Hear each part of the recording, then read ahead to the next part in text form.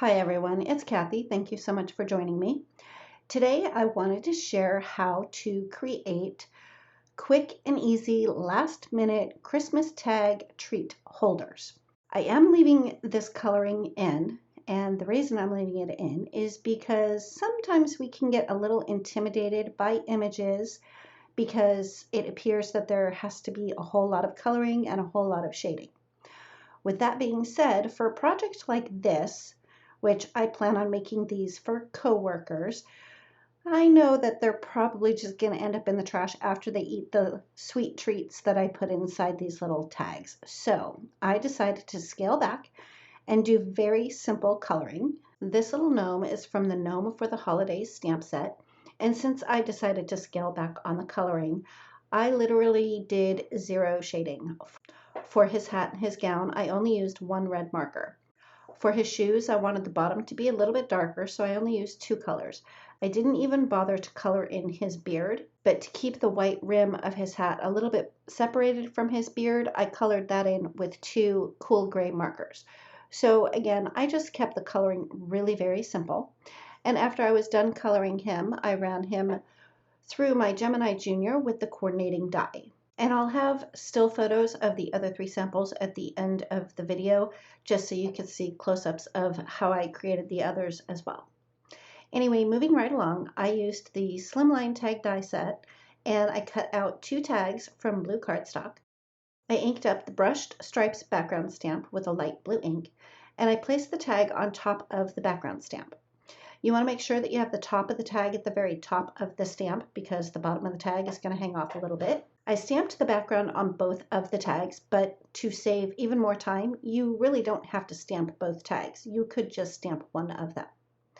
After I had them both stamped, I pulled out my scoreboard and I scored both tags at 1¼ inch from the bottom up. After I had them scored, I made sure that I burnished the folds really well with my bone folder so they would be sturdy enough to stand up on their own.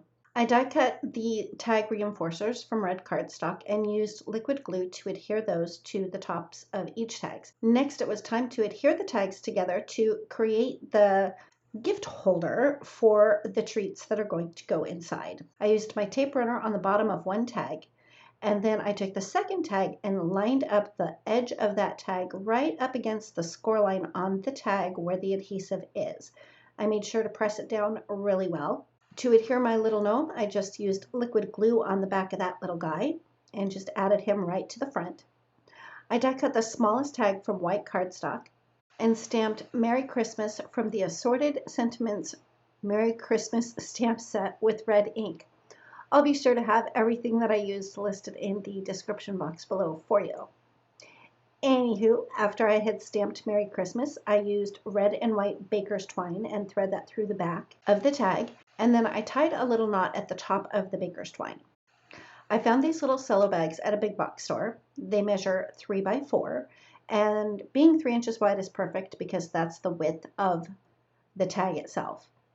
I filled the little bag with a couple of candies, and then I just used a twisty tie to close it. Then I used a little bit of adhesive on the bottom of the treat holder just to hold the bag in place so that it didn't fall out if they should tip over to the side. Next, I used some red rickrack and thread that through the back side. Then I thread the Merry Christmas tag over the red rickrack and decided to add a little bit of adhesive on the bottom of the tag just so that it wouldn't hang over the little gnome's face. And that's it. That's how quick and easy these are. Now, as I mentioned, I had a couple more samples to share with you. Here's another look at my little gnome with the Christmas lights. This next tag, I used the Fadoodle Snow Peeps stamp set and the tartan plaid background stamp.